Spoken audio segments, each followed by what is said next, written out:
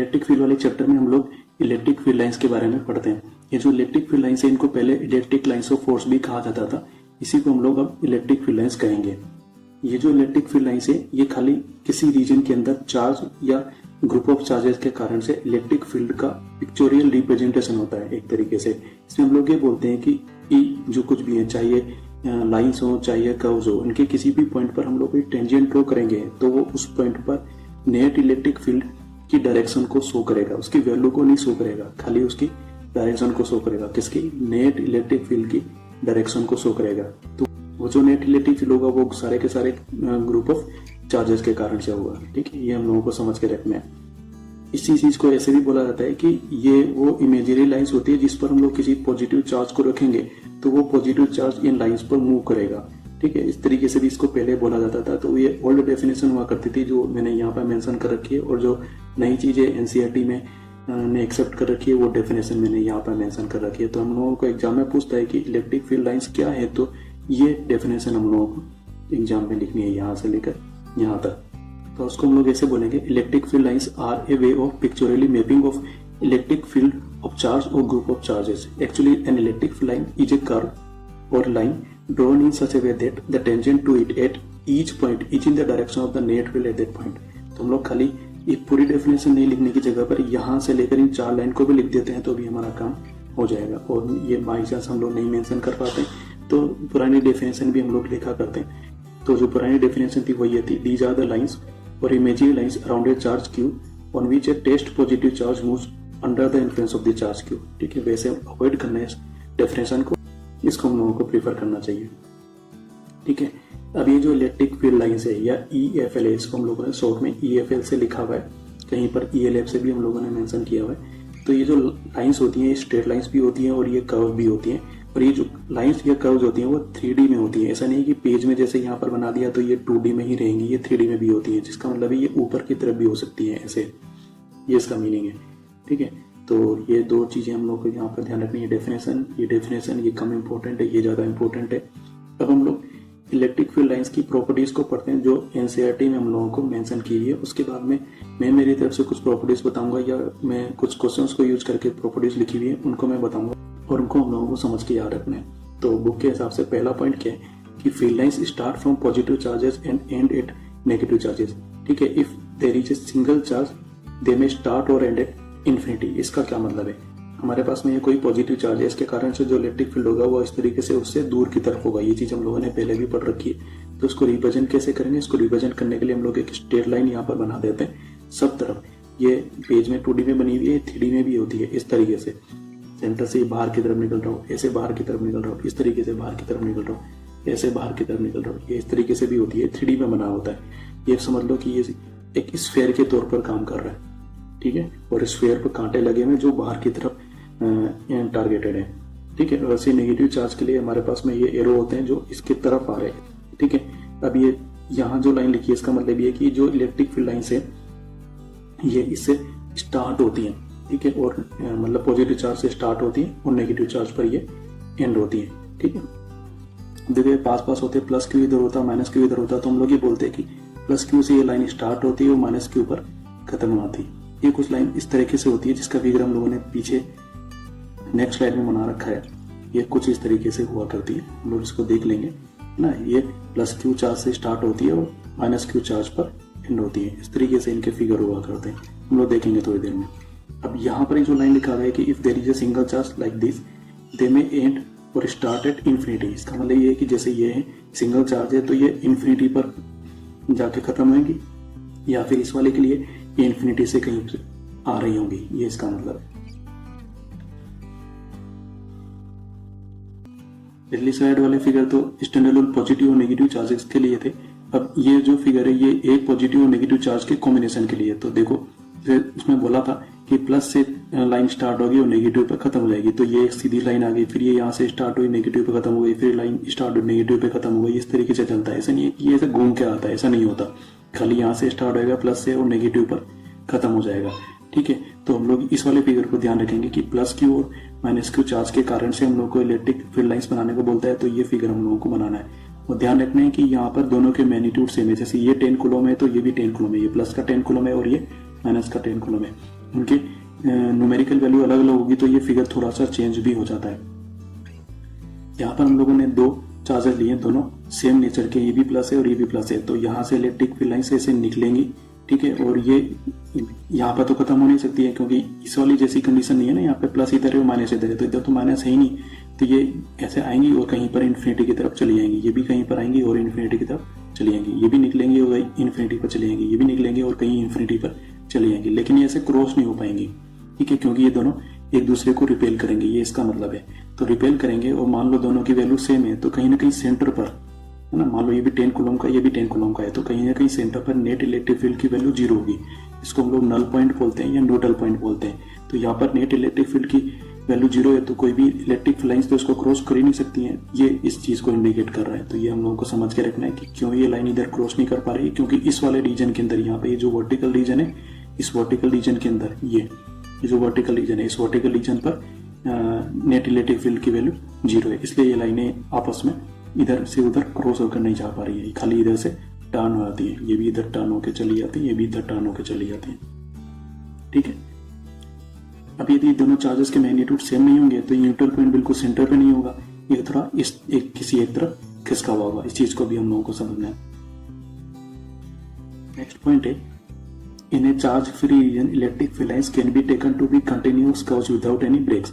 इस लाइन का मतलब ये है कि कहीं पर स्पेस में जहां पर फिलहाल कोई चार्ज नहीं रखा हुआ है, तो हम लोग ये मान लेते हैं कि जो इलेक्ट्रिक फील्ड लाइंस है वो कंटिन्यूअस कर्व्स है, वो ब्रेक नहीं हो रही है। तो ये भी तो कंटिन्यूअस कर्व्स ही तो है, जैसे इस वाले रीजन की हम लोग बात कर लेते हैं, तो ये कंटिन्यूअस ही तो है, ब्रेक थोड़े ना है, ठीक है। तो यहाँ पर इसका मतलब ये है कि जो इलेक्ट्रिक फील्ड लाइंस होती है, ये कंटिन्यूअस कर्व्स होती है, ब्रेक नहीं होती है।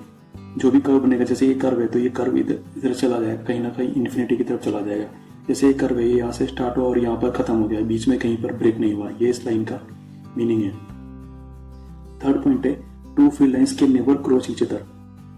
दो फील्ड लाइंस कभी भी क्रॉस नहीं कर सकती। जैसे ये दोनों लाइंस है तो इनको हम लोग क्रॉस करके कभी भी नहीं बनाएंगे।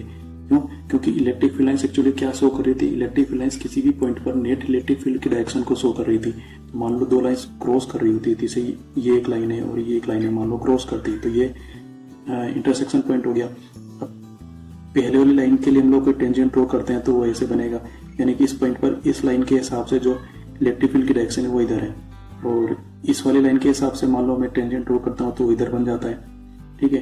तो यहाँ पर इस सेकंड लाइन के हिसाब से जो इलेक्ट्रिक फील्ड की डायरेक्शन है वो इस तरफ है, तो एक पॉइंट पे इलेक्ट्रिक फील्ड की दो डायरेक्शन तो होनी सकती है, नेट इलेक्ट्रिक फील्ड की दो डायरेक्शन थोड़े ना होंगी। तो इसका मतलब है कि ये कंडीशन पॉसिबल नहीं है। इसका मतलब है कि ये जो दो लाइनें इलेक्ट्रिक लाइन्स ऑफ फोर्स ये क्रॉस नहीं कर सकती। ये इस तीसरी लाइन का मीनिंग है और ये हम लोगों को एग्जाम में पूछ रखा है, इसको मैंने बाद में भी लिखा हुआ है। Fourth, electric field lines do not form close loops. इसका मतलब ये होता है कि इलेक्ट्रिक फील्ड लाइन्स घूम के वापस नहीं आती। जैसे ये बना हुआ है तो यहाँ पर ये इलेक्ट्रिक फील्ड लाइन्स यहाँ पॉजिटिव से स्टार्ट होंगी और नेगेटिव पर खत्म हो जाएंगी। ऐसे नहीं कि इसके अंदर से निकल के वापस इधर आ जाएंगी, ऐसा नहीं होता। खाली यहाँ से स्टार्ट हुई और यहाँ पर खत्म हो गई। ये किस चीज को शो करता है? ये इलेक्ट्रिक फील्ड के कंजर्वेटिव नेचर को शो करता है। तो हम लोग ये बोलेंगे कि electric field is conservative force field. इसको भी मैंने अपने पॉइंट में आगे मेंशन किया हुआ है। और मेरे हिसाब से जो पॉइंट्स है वो हम लोगों को समझने हैं, ये एग्जाम में भी पूछ रखे हैं और इलेक्ट्रिक फील्ड लाइन्स की प्रॉपर्टीज भी है, दोनों चीजें। तो पहला है electric field lines due to isolated positive and negative charges are straight lines. जो मैंने पहले बताया था कि भाई ये पॉजिटिव चार्ज है तो इनके कारण से जो इलेक्ट्रिक फील्ड लाइन्स बनेगी वो स्ट्रेट लाइन्स बनेगी। ये इसका मीनिंग है, ठीक है। Electric field lines due to a pair of charges are in the form of curves. जैसे ये दोनों को हम लोग पेयर ऑफ चार्जेस बोलेंगे, ये भी पेयर ऑफ चार्जेस है। इनके कारण से जो लाइन है वो स्ट्रेट लाइन नहीं होकर कर्व के फॉर्म में भी है, ठीक है। Third, electric field lines do not cut each other. जो यहाँ पर मेंशन किया था एनसीईआरटी ने, उसी को मैंने लिखा है। Because if they cut there would be two directions of electric field at the common point which is not possible. ये मैंने पहले डिस्कस कर लिया। Fourth, tangent drawn at a point on electric field line gives the direction of net electric field at that point. ये भी मैंने पहले बताया था। तो ध्यान रखना है कि कोई भी पॉइंट पर हम लोग टेंजेंट ड्रॉ करेंगे तो क्या शो करेगा? नेट इलेक्ट्रिक फील्ड की डायरेक्शन को शो करेगा। नेट इलेक्ट्रिक फील्ड, ये वर्ड ध्यान रखना है,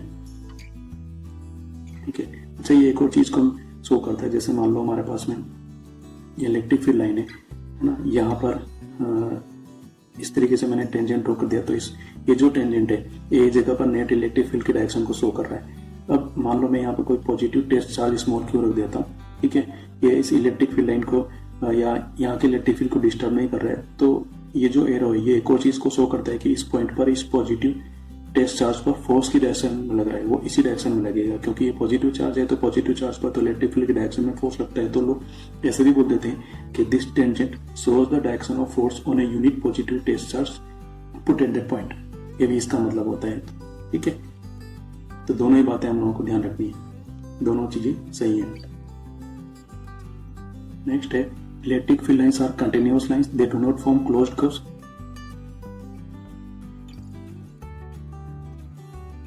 मतलब ये हो गया कि electric field is conservative field, इस पर क्वेश्चन पूछ रखा है, ध्यान रखना है। सिक्स्थ है electric field lines do not enter a charge or conductor or metal, why? Because electric field inside a conductor or inside a metal is zero. ये चीज हम लोग को ध्यान रखनी है। ठीक है, electric field lines are always perpendicular to the surface of the conductor.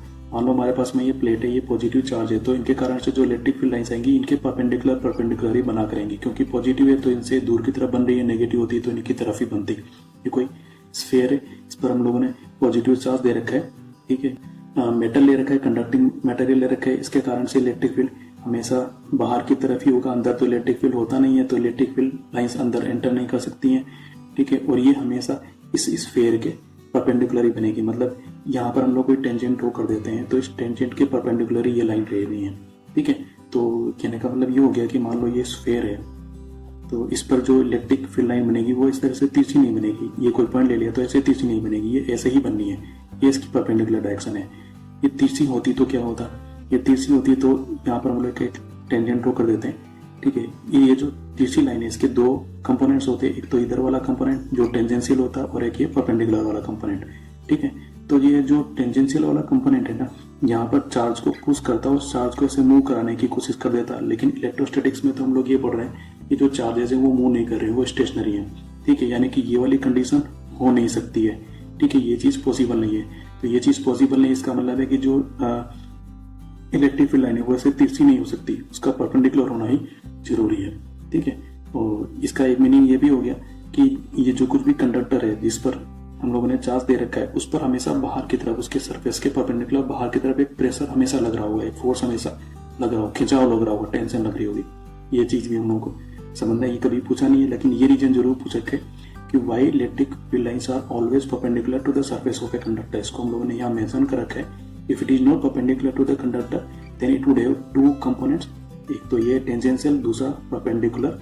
ठीक है, the component which is parallel or tangential to the conductor will force the charge on the conductor, जैसा मैंने बोला था ये ऐसे मूव कराने की कोशिश करेगा, which is not our need, then the charges will move on the surface of the conductor and this is against the concept of electrostatics, so this is not possible.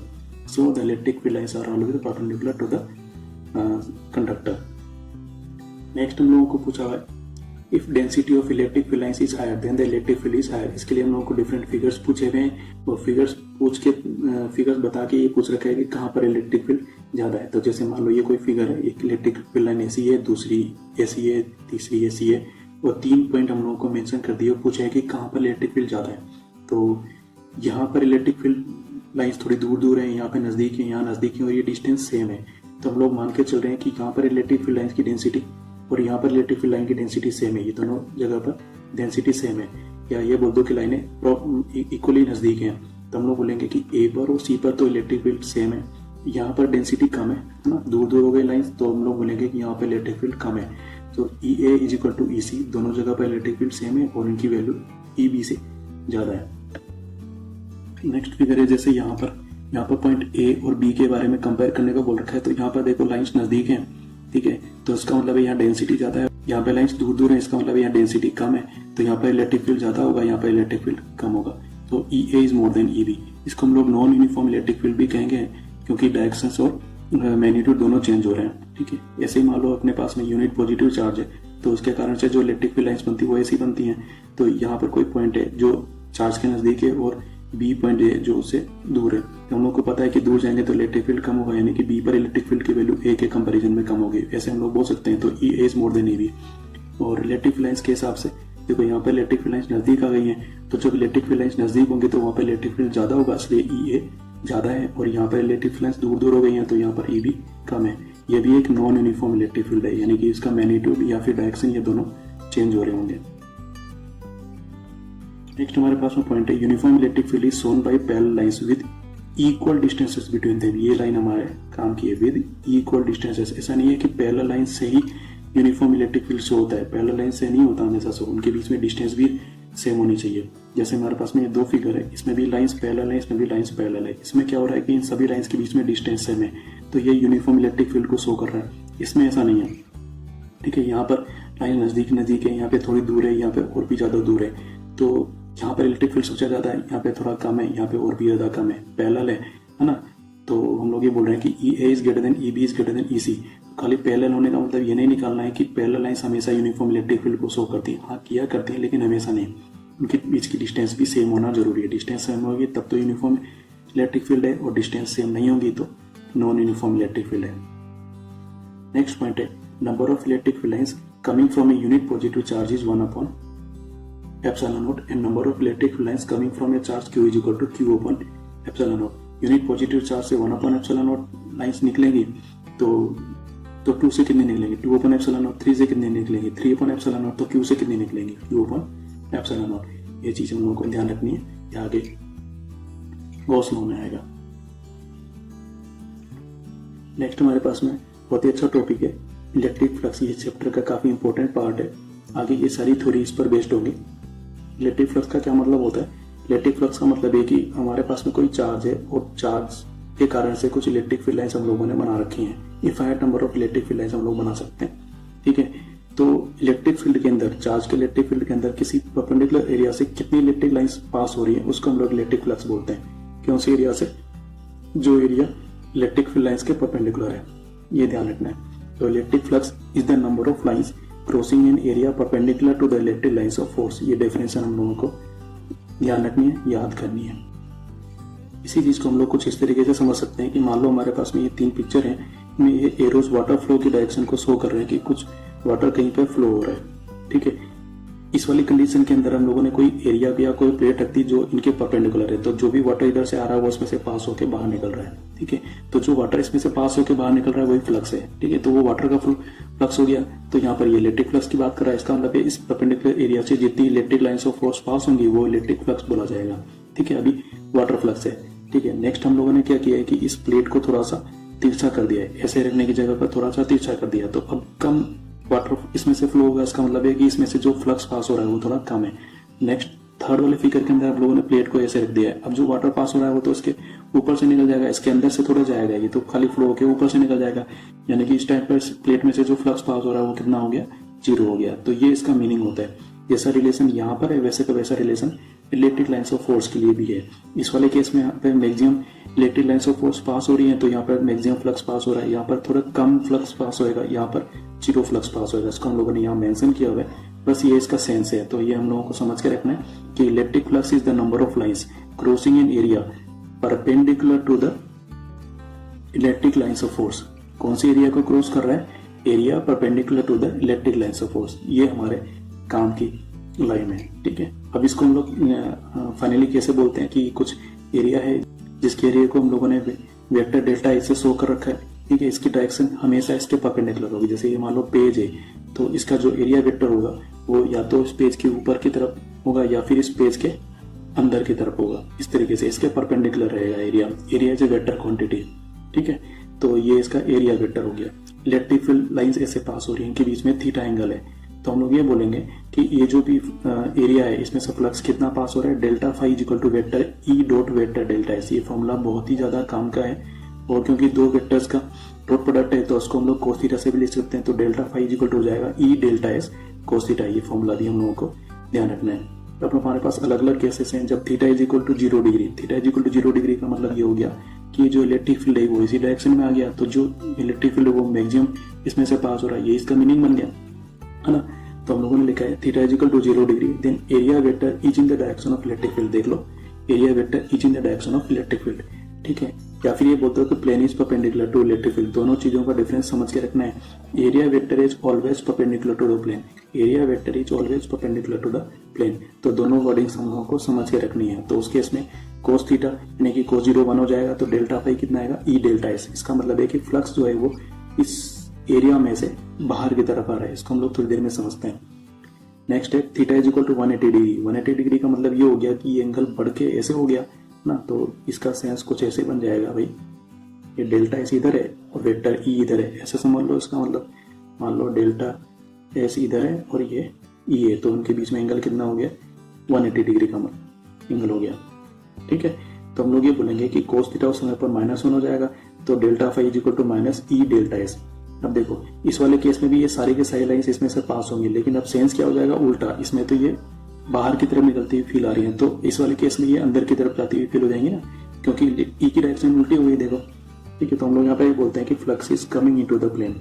देखो खाली प्लेन के लिए हम लोग ये वर्ड कम काम में लेते हैं, लेकिन एग्जाम में ये पूछ सका है इसलिए हम लोग इसको समझते हैं। हमारे पास मान लो ये कोई क्लोज्ड सरफेस है, ठीक है, तो इस सरफेस पर मान लो यहाँ पर आते हैं तो इस पर एरिया वेक्टर की डायरेक्शन ऐसे हमारी तरफ होगी।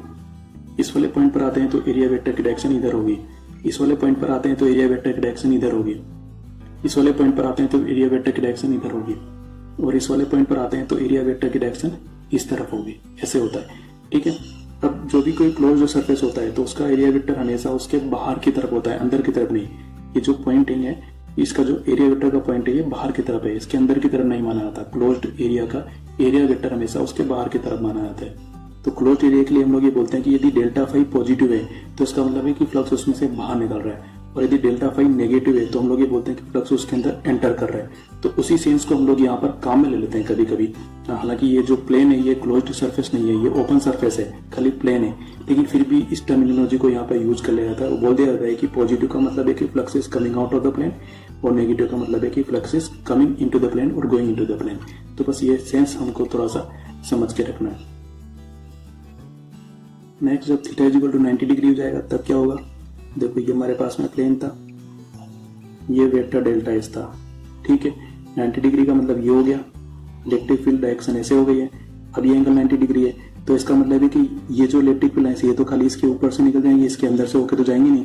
तो इसका मतलब है कोई भी फ्लक्स पास नहीं होगा, तो उसको हम लोग कैसे बोलेंगे कि 90 डिग्री पर कोस 90 जीरो होता है, इसलिए delta phi is equal to 0। इसको हम लोग वर्ड्स में ऐसे बोलते हैं कि area vector is perpendicular to the direction of field.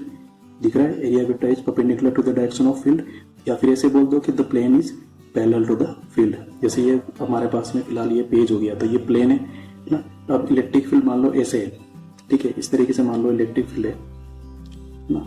तो इलेक्ट्रिक फील्ड तो इसमें से खाली सरफेस के ऊपर ऊपर से निकल जाएगा, घूम के इसके अंदर से थोड़ा ना जाएगा, ठीक है। तो हम लोग ये बोल रहे हैं कि यहाँ पर इस प्लेन में से कोई भी फ्लक्स पास नहीं हो रहा, अंदर की तरफ भी नहीं जा रहा और बाहर की तरफ भी नहीं आ रहा, ये इसका मतलब है।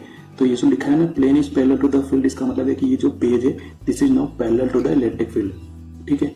और जब एरिया वेक्टर की बात करेंगे तो एरिया वेक्टर तो ऐसे हो जाने वाला है, तो area vector is now perpendicular to the direction of field. देख लो इलेक्ट्रिक फील्ड ऐसे था और एरिया वेक्टर ऐसे है। तो ये दो चीजें हम लोगों को समझ के रखनी है कि एरिया वेक्टर कैसे वर्क कर रहा है और प्लेन कैसे वर्क कर रहा है। ये मैथ्स में भी काम आएगा 3D वाले चैप्टर के अंदर। अभी जो फाई होता है इधर से ऐसे delta phi is equal to हम लोग लिख रहे थे vector E dot vector delta S, तो ये तो डॉट प्रोडक्ट है, इसका मतलब ये है कि स्केलर क्वांटिटी है, ठीक है। तो फ्लक्स इज स्केलर क्वांटिटी, लेकिन फिर भी हम लोग ये बोल देते हैं कि बाहर निकलने वाला फ्लक्स पॉजिटिव और अंदर आने वाला फ्लक्स नेगेटिव है। ये खाली कन्वेंशन के लिए बोल रहे होते हैं, ठीक है। इसके यूनिट्स होती है न्यूटन मीटर स्क्वायर पर कूलम या वोल्ट मीटर, दोनों ही हम लोगों को ध्यान रखनी है। यहाँ पे लास्ट में मैंने मेंशन किया है कि क्लोज सरफेस के लिए कैसे वर्क कर रहा है। If flux come out of the surface then it is taken to be positive, if flux enters into the surface then it is taken to be negative.